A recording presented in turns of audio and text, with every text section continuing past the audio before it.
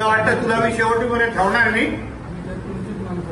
तुमचे आणि हे चालू पालकमंत्रीच्या आवेशाने तिथे बोलत होते आणि त्यानंतर पोलिसांना बोलून त्यांनी कारवाई करायला सांगितलं. सिंधुदुर्ग जिल्ह्यातील कणकवली शहरात पालकमंत्री नितेश राणे यांनी मटकाबुकीवर धडकधाळ टाकत कारवाई केली होती. त्यावेळी त्यांनी थेट पोलिसांनाही सुनावलं होतं. त्यानंतर त्यांनी पत्रकार परिषद घेत पोलिसांनाच खडेबोल सुनावत आरोपीच्या पिंजऱ्यात उभे केले होते. तसेच या प्रकरणात हयगय करणाऱ्या पोलिसांवर कारवाई केली जाईल असा पवित्रा त्यांनी घेतला होता.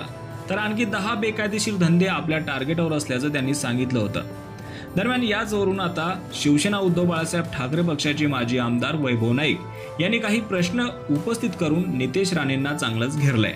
दरम्यान मंत्री नितेश राणे यांनी आक्रमक पवित्रा घेत स्वतः कणकवली बाजारपेठेतील मटकाबुकीवर धाड टाकली होती. यानंतर त्यांनी पोलिसांनाही बोलावून घेतलं होतं. यावेळी बुकी मावल महादेव रमाकांत घेवारी यांच्यासह 12 जणांवर गुन्हा दाखल करत ताब्यात घेण्यात आलं होतं. तसेच जवळपास 3 लाखांचा मुद्देमाल जप्त देखील करण्यात आला होता. मात्र अवघ्या काही तासांच्या आत त्यांना सोडून देण्यात आलं. यामुळे आता जिल्ह्यातील वातावरण तापलं असून ठाकरेंच्या शिवसेनेचे नेते वैभव नाईक यांनी पोलिसांसह मंत्री राणेंना सवाल केलाय. वैभव नाईक यांनी म्हटलंय की राणेंनी पोलिसांना बोलावून घेत शहरातील एका मटकाबुकीवर धाड टाकली. काही रक्कम आणि काही जणांना ताब्यात घेत गुन्हाही दाखल करण्यात आला. मात्र अवघ्या 2 तासात त्यांची सुटका कशी झाली असा सवाल त्यांनी उपस्थित केलाय. याआधी बग्याची भूमिका घेणारे पालकमंत्र्यांनी थेट अवैध धंदेवाल्यांवर कारवाईची भूमिका घेतली. हीच भूमिका आमच्या शिवसेनेची आहे. मात्र या प्रकरणात कडक कारवाई होणे अपेक्षित होते, पण ती झालेली नाही.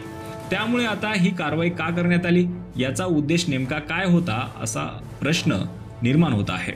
त्यामुळे या प्रश्नांची उत्तरे आता पालकमंत्री नितेश राणेंनी द्यावीत. तसेच असे आरोपी सुटू नयेत याची दक्षता घ्यावी. पालकमंत्र्यांनी केलेल्या कारवाईतील आरोपी फक्त 2च तासात सुटतात. यामुळे जनतेच्या मनात संशय निर्माण झाला आहे.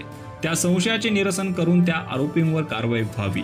अशी कारवाई पोलिसांनी पुन्हा करून अवैध धंदे बंद करावेत, अशी ही मागणी यावेळी वैभव नाईक यांनी दिली आहे. त्यामुळे वैभव नाईक यांनी उपस्थित केलेल्या प्रश्नांवर मंत्री नितेश राणे काय प्रत्युत्तर देतात हे देखील पाहण्यासारखं असणार आहे.